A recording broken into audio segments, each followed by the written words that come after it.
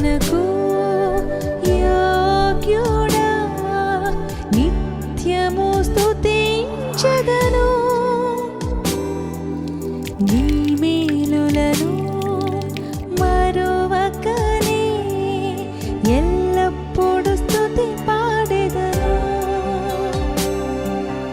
ఆరాధనకు యోగ్యుడా, నిత్యము స్తుతించెదను.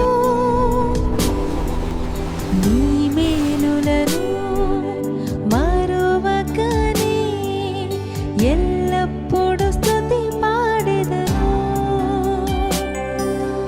ఆరాధన.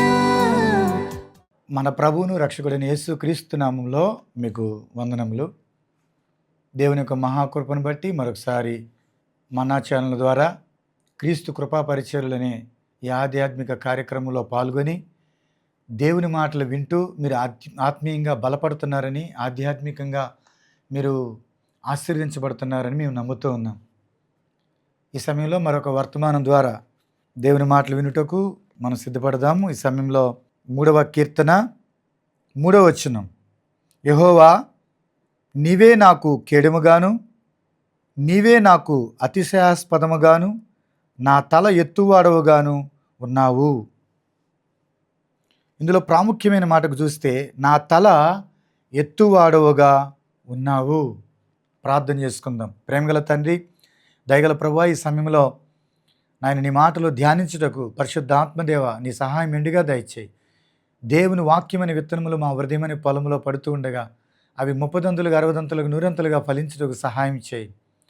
నీ మాటలున్న బిడ్డలు ఆ మాటల చేత వారి జీవితాలు కట్టుకొని వారు బహుగా ఫలించుటకు సహాయం చేయి. నీవు వారితో, వారి హృదయాలతో మీరు మాట్లాడండి, వారి అంతరంగంతో మాట్లాడండి. పరిశుద్ధాత్మదేవ నీవే వారిని బలపరచుమని, నీ దాసుని ద్వారా నీ మాటలు మాకు బోధించి నేర్పించి అర్థమైనట్లుగా సహాయం చేయమని యేసునామములో అడుగుచున్నాము తండ్రి, ఆమేన్.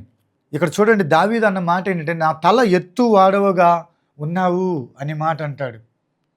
ఆ మాట అనడానికి గల కారణం ఏంటంటే తల అనేటువంటిది రాజ్యానికి గుర్తు, తల అనేటువంటిది ఏలికకు గుర్తు, తల అనేటువంటిది నాయకత్వానికి గుర్తు. తల దావీదు తన అధికారాన్ని కోల్పోయాడు, ప్రభుత్వాన్ని కోల్పోయాడు. గొర్రెలు కాసుకున్న దావీదును దేవుడు రాజుగా చేశాడు.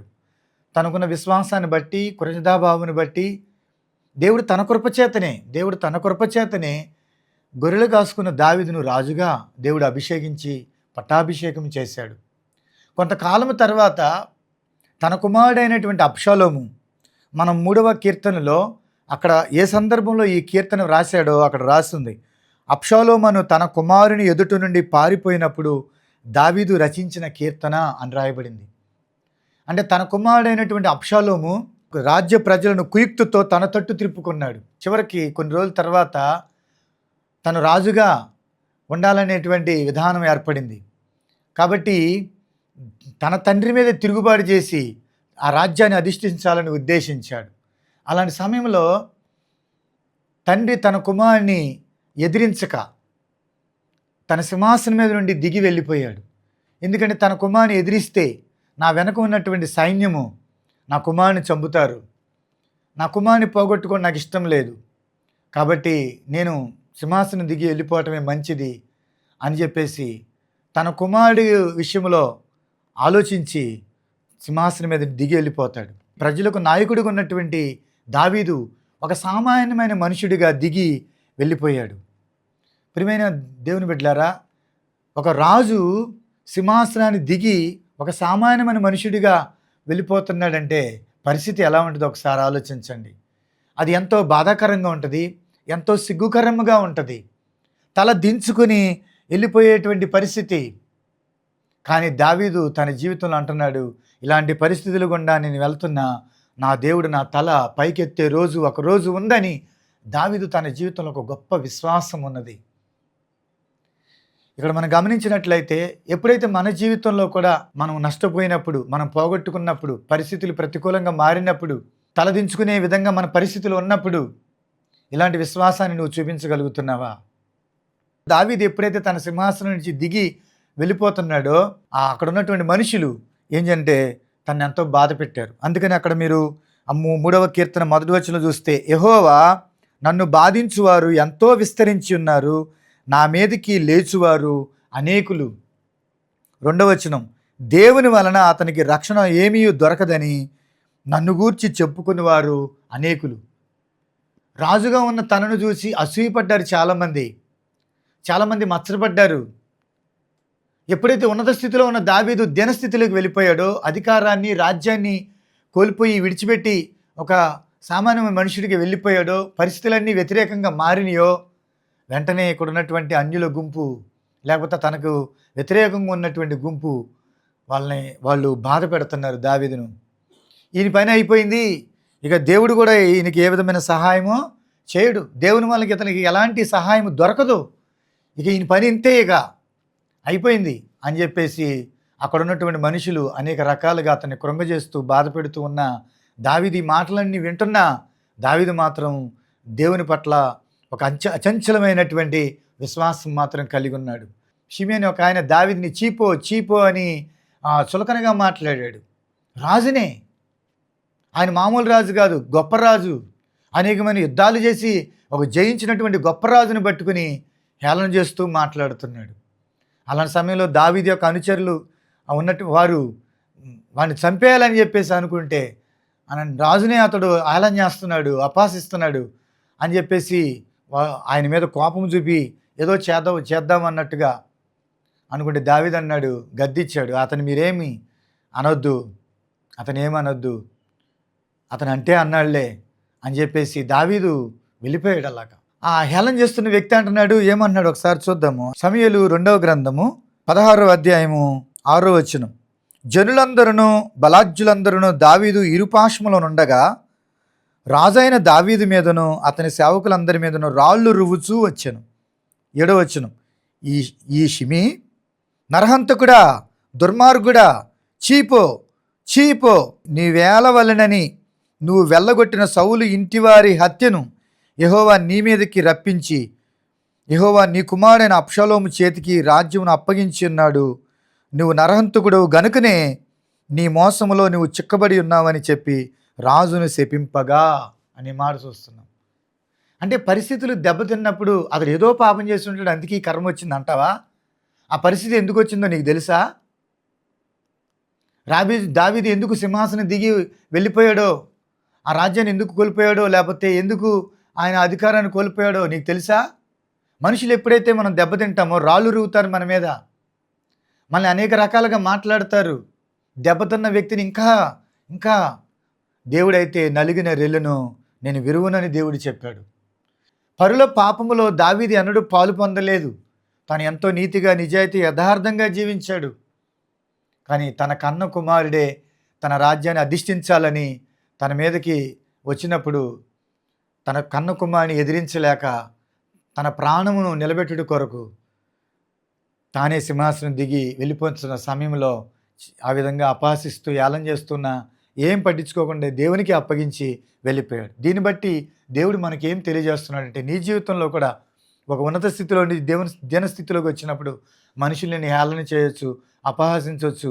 నీ జీవితంలో కూడా నువ్వు సిగ్గుపడే విధంగా, తలదించుకునే విధంగా నీ పరిస్థితులు ఉండొచ్చు. కానీ దేవుడు ఒకానొక సమయమున మరలా నిన్ను ఉన్నతమైన స్థితిలో నిలబెట్టగలడు. కాబట్టి నువ్వు బాధపడాల్సిన అవసరం లేదు. నువ్వు ప్రార్థన చేయి, దేవునికి అప్పగించు ఆ పరిస్థితులు, వాళ్ళను కూడా దేవునికి అప్పగించు. నువ్వు కూడా సహించు, ఓర్పు కలిగి ఉండు, దేవునికి ఆ పరిస్థితి చెప్పు. దేవుడు ఒక రోజున నిన్ను సిగ్గుపడిన నిన్ను, తల దించుకున్న ఉన్న స్థితిలోనే నిన్ను తల ఎత్తుకునే స్థితిలో దేవుడు నిన్ను ఉంచుతాడు. ఈరోజు నువ్వు అప్పును బట్టి తలదించుకునే స్థితిలో ఉన్నావా? అప్పులు వాడు నా ఇంటికి వస్తుంటే నేను తలెత్తుకుని నలుగురిలో తిరగలేకపోతున్నాను నువ్వు అనుకుంటున్నావా? దేవుడు ఖచ్చితంగా నీ పరిస్థితుల నుండి విడిపించేవాడై ఉన్నాడు. ఇక్కడ దావీదు జీవితంలో ఇలాంటి పరిస్థితులు గుండా వెళ్తున్న సమయంలో అక్కడ దావీదు అంటున్నాడు, నా అతిశయాస్పదము నీవే, నా తల ఎత్తువాడవు నీవే. దావీదు సమస్తాన్ని కోల్పోయినా దేవుని పట్ల విశ్వాసాన్ని కలిగి ఉన్నాడు. అందుకని దేవుడు తిరిగి తన రాజ్యాన్ని తనకి ఇచ్చినట్లుగా ఇదే గ్రంథంలో మనము చూడగలము. ప్రియమైన వాళ్ళరా, పౌలు మారు మనసు పొంది రక్షించబడి ప్రభువుని తెలుసుకుని ప్రభు యొక్క సువార్తను ప్రకటిస్తున్న పౌలు మధ్యధరా సముద్రంలో ప్రయాణం చేస్తూ మెలితే అనే ద్వీపానికి వచ్చినప్పుడు అక్కడ ఆ దీవికి వచ్చినప్పుడు వర్షం పడుతూ చలిగా ఉన్నందుకు ఆ ఎండిన పుల్లలు తీసుకుని అక్కడ మంట వేస్తాడు. మంట వేస్తూ ఉంటే కొన్ని ఎండి పుల్లలు తీసుకుని ఆ మంట మీద వేస్తుంటే ఆ పుల్లల్లో నుంచి ఒక పాము వచ్చి అతన్ని కరిసింది. అలాగే ఏలాడబడింది వేళ్ళకి.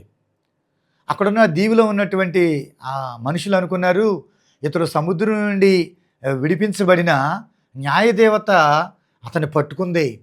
అతడు ఏదో పాపం చేస్తుంటాడు, అందుకని ధర్మదేవత అతను పట్టుకుంది. అతడు ఏమైపోతాడో చూద్దామని ఆ దీవిలో ఉన్నటువంటి అనాగరికులైనటువంటి ఆ ప్రజలు అలాగే చూస్తూ ఉన్నారు. చివరికి ఆ ఆ పాము అతని కాటు వేసినప్పటికీ అతనికి ఏమీ కాలేదు, వాపు కూడా రాలేదు. ఆ విషయాన్ని గమనించినటువంటి వీళ్ళు, అమ్మో ఇతను ఒక దేవత అన్నట్టుగా వాళ్ళు ఆశ్చర్యపోయి అక్కడ ఆ పౌలు గారిని చూసినట్లుగా ఆ భాగంలో అపోస్తలుల కార్యములు 28వ అధ్యాయంలో మనం చూస్తాం. పౌలుకి దేవుని కృప ఉంది కాబట్టి దేవుడు తన కృపచేతని అతను బ్రతికించాడు. ఆ విషయమును విరిచివేసి దేవుడు తన పట్ల కృప చూపి తనను బ్రతికించాడు. ఏమీ హాని కలగకుండా దేవుడు ఆ పౌలుని దేవుడు కాపాడాడు. కాబట్టి కొన్ని పరిస్థితుల్లో ఆ శ్రమల గుండా మనం వెళ్తున్నప్పుడు, కష్టాల గుండా వెళ్తున్నప్పుడు, మన జీవితంలో సమస్తాన్ని పోగొట్టుకున్నప్పుడు, ఇతడు ఏదో పాపం చేస్తుంటాడు అందుకని ఈ కర్మ వచ్చి పడిందని మనల్ని అంటున్నప్పుడు మనం బాధపడాల్సిన అవసరం లేదు. దేవుడికి తెలుసు, నీకు తెలుసు నువ్వు ఏ పరిస్థితులు ఉన్నావో, ఎందుకు ఈ పరిస్థితి దాపురించిందో. కానీ ఒక రోజున దేవునికి నువ్వు నమ్మకంగా ఉన్నప్పుడు, దేవుని మీద విశ్వాసం ఉంచినప్పుడు, దేవుని మీద నువ్వు ఆధారపడినప్పుడు దేవుడు ఖచ్చితంగా నిన్ను తల ఎత్తుకునే విధంగా నీ పరిస్థితులు చేస్తాడు. ఎవరైతే నీ మీద రాళ్ళు రువారో, ఎవరైతే నిన్ను హేళన చేశారో అలాంటి వారి మధ్య దేవుడు నిన్ను ఘనపరిచేవాడై ఉన్నాడు. అందుకని అక్కడ దావీదు 3వ కీర్తనలో మనం చూసినట్లయితే 3వ కీర్తన 5వ వచనం, యెహోవా నాకు ఆధారము అన్నాడు. అందులో విశ్వాసం కనబడుతుంది. రెండోది తన జీవితంలో ప్రార్థన కనబడుతుంది. 4వ వచనం, ఎలుగెత్తి నేను యెహోవాకు మొర్రపెట్టినప్పుడు ఆయన తన పరిశుద్ధ పర్వతము నుండి నాకు ఉత్తరమిచ్చును. ఒకటి, దేవుని మీద విశ్వాసం ఉంచాడు, ఆయనే నాకు ఆధారమై ఉన్నాడు. నేను సమస్తాన్ని కోల్పోయినా, రాజ్యాన్ని కోల్పోయినా, అధికారాన్ని కోల్పోయినా నా దేవుడు నాకు తోడై ఉన్నాడు అనేటువంటి విశ్వాసం తనకుంది. మనుషులైతే పరిస్థితిని చూచి దేవుని వలన అతనికి ఏ విధమైన సహాయం దొరకదో, ఇక ఆయన పరిస్థితి అంతే, ఇక అయిపోయింది అని మనుషులు తనను అనేక రకాలుగా బాధ పెడుతున్నారన్న విషయాన్ని మొదటి వచనంలో చెప్పాడు. కానీ దేవుడు నాకు ఆధారమై ఉన్నాడని విశ్వాసాన్ని ప్రకటించాడు దావీదు 5వ వచనంలో. తర్వాత మనం చూస్తే 3వ వచనంలో, యెహోవా నాకు కేడెముగా ఉన్నాడు, నాకు సంరక్షకుడుగా ఉన్నాడు అని చెప్పాడు. నా అతిశయాస్పదం ఆయనే, నా తల ఎత్తువాడుగా ఉన్నాడు ఆయనని దేవుని పట్ల తనకున్న విశ్వాసాన్ని ప్రకటించాడు. ఒకటి. రెండోది, అలాంటి పరిస్థితులు గుండా వెళ్ళిన దావీదు మొర్రపెట్టాడు, దేవునికి ప్రార్థన చేశాడు. మూడవది మనం గమనించినట్లయితే నిరీక్షణ కలిగి ఉన్నాడు. 4వ వచనంలో చూస్తే, ఎలుగెత్తి నేను యెహోవాకు మొర్రపెట్టినప్పుడు ఆయన తన పరిశుద్ధ పర్వతం నుండి నాకు ఉత్తరమిచ్చును అంటున్నాడు. ఉత్తరమిచ్చును అనే దానిలో విశ్వాసాన్ని ప్రకటిస్తున్నాడు. నిరీక్షణ లేకుండా విశ్వాసం పుట్టదు, విశ్వాసం లేకుండా నిరీక్షణ లేదు. నిరీక్షణ అంటే ఆశాభావము. నీ పరిస్థితులు ఆశాజనకంగా లేకపోయినా దేవుని మీద ఆశ పెట్టుకుని నువ్వు బ్రతికినట్లయితే ఒకానొక సమయంలో దేవుడు నిన్ను స్తుతించే విధంగా, దేవునిని స్తుతించే విధంగా నీ పరిస్థితులు ఆయన నిలబెడతాడు. కాబట్టి నా తల ఎత్తువాడవుగా నీవు ఉన్నావు. నువ్వు ఏ పరిస్థితుల్లో నువ్వు కొనసాగుతున్నావో, ఎక్కడ నువ్వు తలదించుకునే పరిస్థితులు ఉన్నాయో అక్కడే నిన్ను తల ఎత్తుకునే విధంగా దేవుడు చేసేవాడైనాడు. నీ అవమానమును ప్రతిగా దేవుడు ఘనతను ఇవ్వబోతున్నాడు. బూడిదకు ప్రతిగా పూదండను, దుఃఖమునకు ప్రతిగా స్తుతి వస్త్రమును నేను ఇస్తానని యెషయా గ్రంథంలో అక్కడ చక్కటి మాటలు దేవుడు అక్కడ వ్రాసిపెట్టిన విషయాలు మనము చూస్తాము. యెషయా గ్రంథం 61వ అధ్యాయం 3వ వచనం, సియోనులో దుఃఖించు వారికి ఉల్లాస వస్త్రములు ధరింప చేయుటకును, బూడిదకు ప్రతిగా పూదండను, దుఃఖమునకు ప్రతిగా ఆనంద తైలమును, భారభరితమైన ఆత్మకు ప్రతిగా స్తుతి వస్త్రమును వారికి ఇచ్చుటకు ఆయన నన్ను పంపి ఉన్నాడు. యెహోవా తన్ను మహిమపరుచుకొనున్నట్లు నీత్యను మస్తకి వృక్షములనియు యెహోవా నాటిన చెట్లనియు వారికి పేరు పెట్టబడును. దేవుడు దుఃఖముగా ఉన్న నిన్ను స్తుతి వస్త్రముతో, ఆనంద తైలముతో, దేవుడిని ఘనతతో నింపేవాడై ఉన్నాడు. ఇక్కడ మనం చూస్తున్నటువంటి విషయాలు 61వ అధ్యాయం యెషయా గ్రంథం 61వ అధ్యాయం 7వ వచనంలో, మీ అవమానమునకు ప్రతిగా రెట్టింపు ఘనత నొందుదురు, నిందకు ప్రతిగా తాము పొందిన భాగమును అనుభవించి వారు సంతోషింతురు. వారు తమ దేశములో రెట్టింపు భాగమునకు కర్తలగుదురు, నిత్యానందము వారికి కలుగును. ప్రియమైన దేవుని బిడ్డ, దేవుడు ఆ విధంగా నీ జీవితాన్ని ఆయన చేయబోతా ఉన్నాడు. ఆ విధంగా నీ పరిస్థితులను ఆయన మార్చబోతున్నాడు. నీ తల ఏ విషయంలో నీ అప్పుని బట్టి, నీ పాపాన్ని బట్టి తలదించుకునే స్థితిలో ఉన్నామేమో. ఆదాము దేవుని సమీపించలేకపోయాడు. ఆదామా ఎక్కడున్నావంటే, భయపడి చెట్ల చాటును దాక్కున్నాను, నిన్ను ఎదుర్కొనే శక్తి నాకు లేదు, నా పాపాన్ని బట్టి నేను సిగ్గుపడుతున్నాను, నా పాపం నాకు అవమానం తీసుకుని వచ్చింది, శాపాన్ని తీసుకుని వచ్చింది, నా జీవితంలో నిన్ను ధైర్యంగా ఎదుర్కొనే శక్తి నాకు లేదు, నేను సిగ్గుపడుతున్నాను. కానీ దేవుడు అలాంటి పరిస్థితిలో ఉన్నట్లయితే పశ్చాత్తాప హృదయంతో దేవుని వైపు నువ్వు తిరిగి ప్రార్థించి, ప్రభా నా తప్పిదాలు క్షమించు, నా పాపములు క్షమించు అని అంటే, దేవుడు మరలా నిన్ను సిగ్గుపడి నిన్ను తల ఎత్తుకునే విధంగా ఉంచుతాడు. సుంకరి, దేవా పాప నేను నన్ను కరుణించు అని ప్రార్థన చేశాడు. ఆకాశం వైపు కళ్ళెత్తుడిగా నాకు ధైర్యం లేదా అన్నాడు.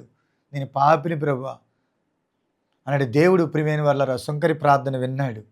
ఎందుకనంటే అతడు విశ్వాసంతో ప్రార్థన చేశాడు, పశ్చాత్తాప హృదయంతో ప్రార్థన చేశాడు. కాబట్టి దేవుడు అతన్ని క్షమించి అతని ప్రార్థన విని అతన్ని హెచ్చించినట్లుగా మనము చూస్తాము.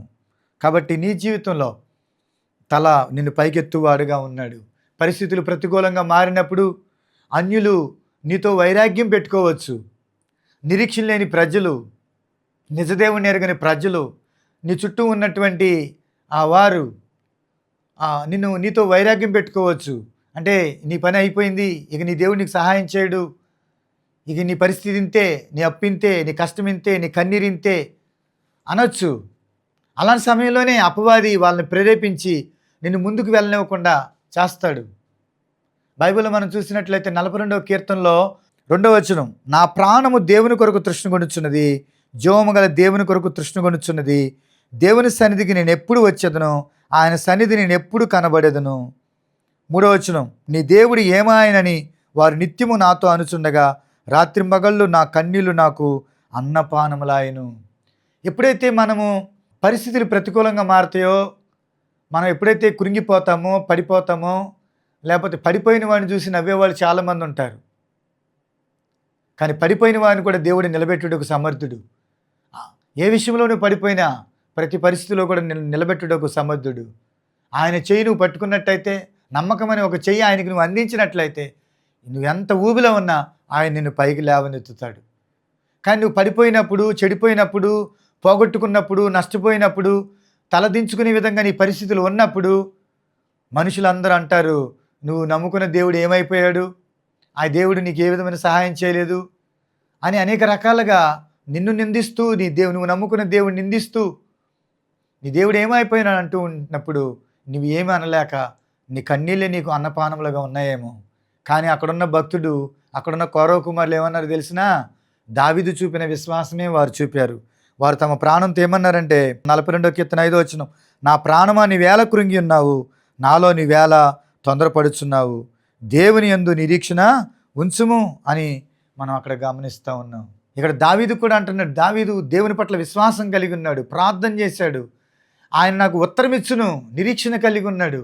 దేవుడు ఒక రోజున పోగొట్టుకున్న తన రాజ్యాన్ని తిరిగి ఇచ్చినట్లుగా, పరిస్థితులన్నీ మరలా దేవుడు చక్కబెట్టినట్లుగా మనం అక్కడ చూస్తాం. ప్రియమైన వాళ్ళారా, ఆ సమూయేలు 2వ గ్రంథము 19వ అధ్యాయము 22వ వచనంలో దావీదు, సెరూయా కుమారులారా, మీకురు నాకు ఏమి పొందు, ఇట్టి సమయమున మీరు నాకు విరోధులగుదురా, ఇశ్రాయేల్లో ఎవరైనాను ఈ దినమున మరణశిక్ష నందుదురా, ఇప్పుడు నేను ఇశ్రాయేలు వారి మీద రాజునైతినన్న సంగతి నాకు తెలిసినదని చెప్పి ప్రమాణము చేసి నీకు మరణశిక్ష విధింపునని షిమీతో సెలవిచ్చును. ఇదే షిమీ దావీదు అధికారాన్ని పోగొట్టుకున్నప్పుడు, రాజ్యాన్ని పోగొట్టుకున్నప్పుడు, లేకపోతే రాజ్యాన్ని విడిచిపెట్టి తాను ఒక సామాన్యమైన మనుషుడిగా త్రోవలో వెళ్ళిపోతున్నప్పుడు ఇదే షిమీ రాళ్ళు రువ్వాడు, దావీదును అవమానించాడు, దావీదు అనుచరులను అవమానించాడు.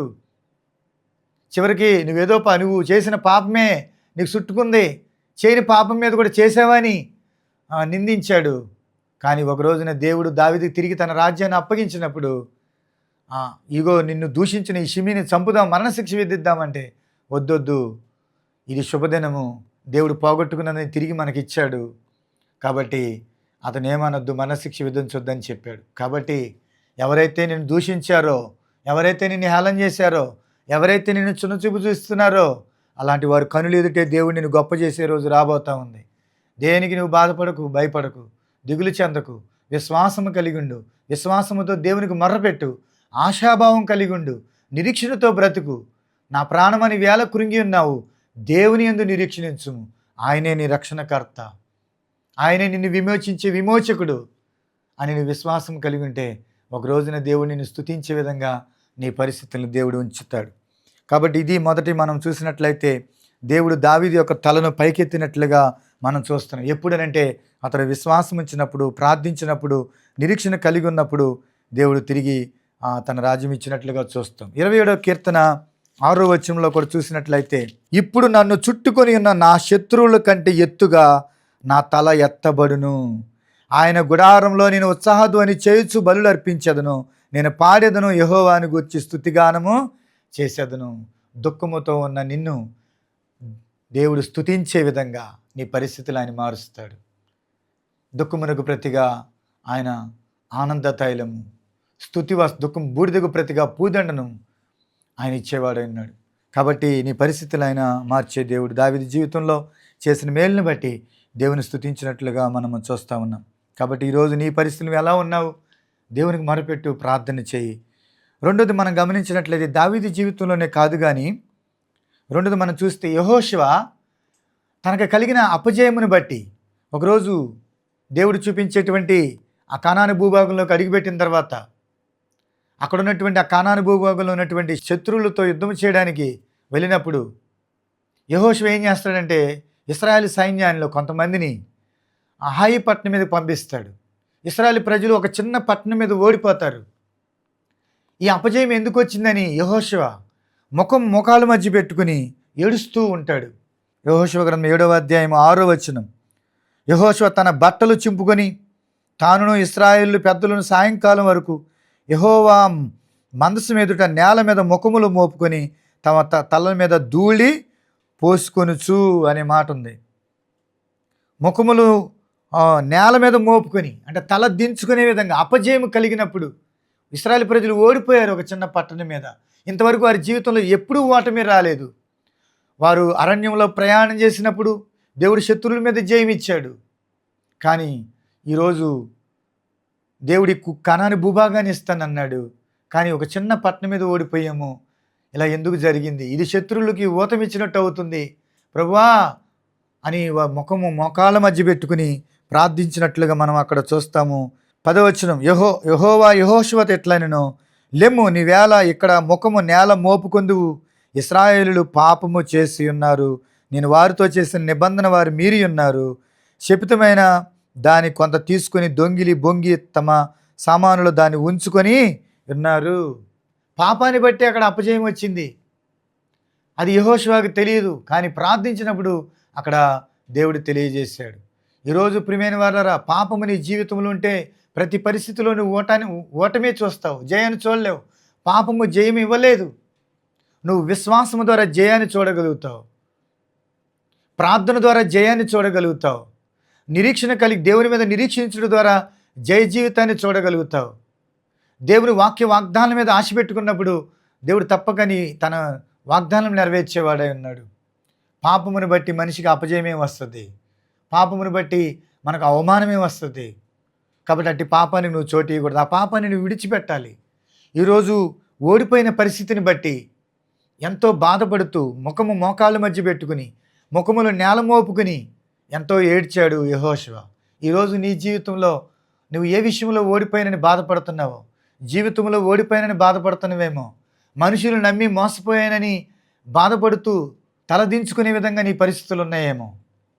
కానీ దేవుడు నీ జీవితంలో ఎప్పుడైతే నువ్వు మరలా నీ పాపాన్ని ఈ ఓటమి రావడానికి, నువ్వు ఓడిపోవడానికి కారణం ఏంటి, వాటి విషయంలో నువ్వు సరిదిద్దుకున్నప్పుడు, దేవునితో తిరిగినప్పుడు దేవుడు తప్పనిసరిగా నీకు జయాన్ని ఆయన ఇస్తాడు.